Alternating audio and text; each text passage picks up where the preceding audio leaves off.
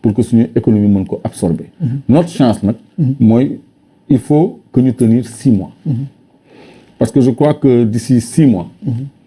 mën nañu am suñu first oil ak suñu first gaz. commencer produire ñu am ay entrées yoo xam ni day absorber choc bi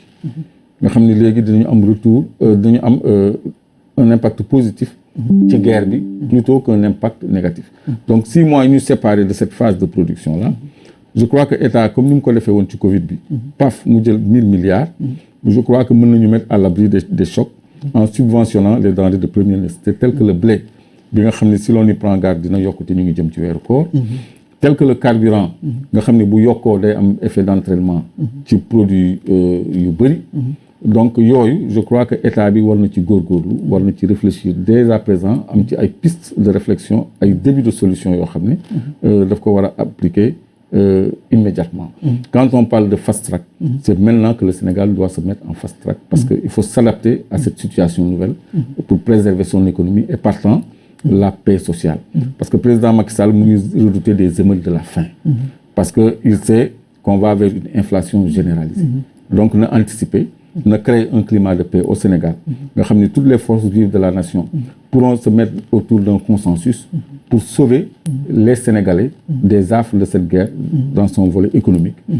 pour bañ a souffrir, pour ñu bañ connaître des émeutes de la faim au Sénégal, dans l'intérêt de la stabilité et de la paix au Sénégal. Donc loolu j'en appelle à la responsabilité de tous les acteurs pour que ñu xam ne le monde est en train de changer et on a une carte à jouer, mais dans la cohésion et la responsabilité.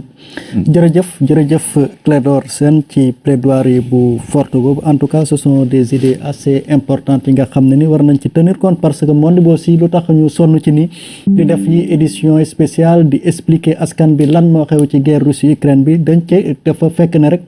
mbir mi épargne wuñu comme nu mu ko expliquer léegi te war nañu adapter ci situation monde bi comme nu mu amee ci àdduna bi yëpp parce que Emmanuel Macron di président France 5e puissance mondiale bu taxawee ne léegi dañoo war a gën a am suñu indépendance en terme de lu ñuy lekk suñuy défense ak nu ñuy fajoo kii demee noonu kon ñu ne tamit kenn warul dem ñu des Clédor Sène mbaar di nga matale parrainage waxoon nga ma bu yàgg ne ma foog naa mën nga ko njëkk a avoué ne am nga intention dem à l'Assemblée nationale mbaar di nga matal. waaw de toute façon xam nga les règles du jeu doivent être respectées bu fekkee ni ñoom contrevenir nañu aux décisions de la CEDEAO sur le parrainage ba imposer ko à tout le monde. Il ne restera qu'à s'y conformer. Donc en nombre loolu c'est pas compliqué de l'atteindre mais le problème mooy l'arbitrage soumis à la discrétion du Conseil constitutionnel parce que signature yi yaa ngi koy collecté de façon nu mu tuddati physique nit ñi dañ lay nu mu tuddati signer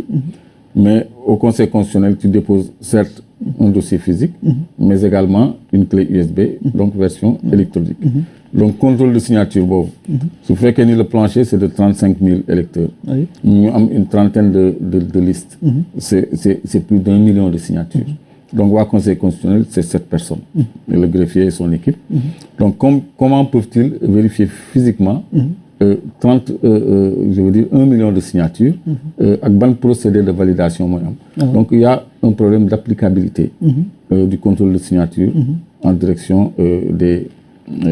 parrainages yi ñu bëgg a imposer nit ñi donc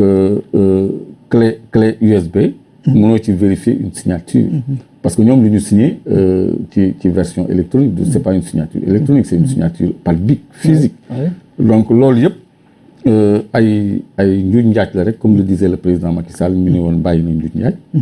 pour caler peut-être des adversaires politiques mais également pour contrôler ces listes dissidentes au sein de la coalition Benno Bokk Yaakaar nga xam ne daf leen porté woon préjudice bu mag a mag ci élection locale yi ñu génn te par l'arme du parrainage je crois que président Macky Sall dafay jéem a mettre de l'ordre dans ses rangs c'est-à-dire les listes rebelles au sein de Benno Bokk Yaakaar il va les retenir par le parrainage je crois que ñoom la gën a ciblé ko opposition bi au contraire opposition bi loolu day tax ñu regrouper wu dans des grands ensembles pour éviter le sabre du parrainage donc pour revenir à ma question man effectivement maa ngi am intention participer aux élections législatives sous quel format dans quel cadre ak yooyu je crois que le moment venu dinañ ci communiquer mais ñu ngi ciy liggéey déjà parce que réew mi nag normalul ñu croiser les bras rek ñu dañ koy bàyyi politiciens yi donc fi ñuy dogalee war nañ fa am suñu kàddu d'autant plus que rôle député nit ñi dañ ko dese xam député day contrôler l'action de l'exécutif mais également je le dis tout le temps day am un laissez-passer permanent qui lui permet d'accéder un peu partout un Clédor bu ko amoon par exemple dina mën a dem à Sabodala dans la Goldoum fi ñuy xelee or bi def ay vérification su gisee lu jaaduwul mën na ko mettre expert su laajee commission d'enquête parlementaire mu déposer un rapport et cetera donc un véritable rôle de contrôle de l'exécutif mën na dem ci plateforme yi vérifier ce qui s'y passe les contrats qu'on a passés pour Sahel Aviation de Aliou Sall là, le frère du président pour avitaillement des plateformes maritimes des plateformes de pétrole ak yooyu mën nañ ko càmbar mën nañ ko vérifier xool ndax jaar na yoon parce que Sahel Aviation mu ngi judd tu sais quand ñu ngi signé décret Petro-Tim le 19 juin le 21 on a créé Sahel Aviation propriétaire Aliou Sall 26% l'autre là Patrick Correa nga xam ni seen nit la 25% à eux 51%. Une société américaine qui s'appelle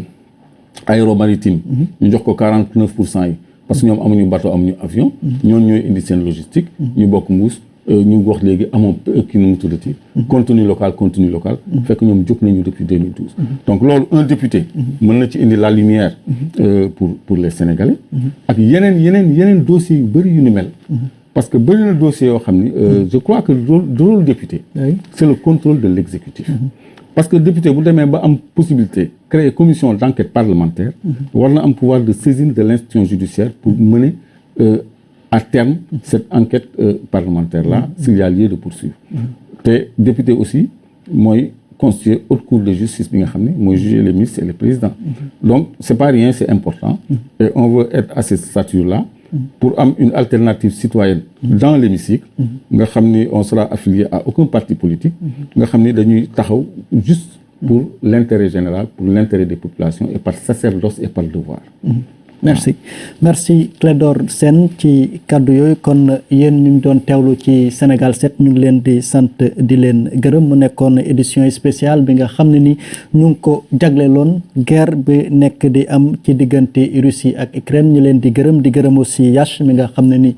moo nekkoon ci réalisation bi ak Junior mi nekkoon ci coordination bi Pa Ousmane Cissé moo doon faral di amal jotaay bi am benn empêchement bu ndaw bi di ñëw certainement mooy toog defal leen ko comme nu mu ko doon defee ak xarañte ñu leen di dig daje beneen yoon jërë ngeen jëf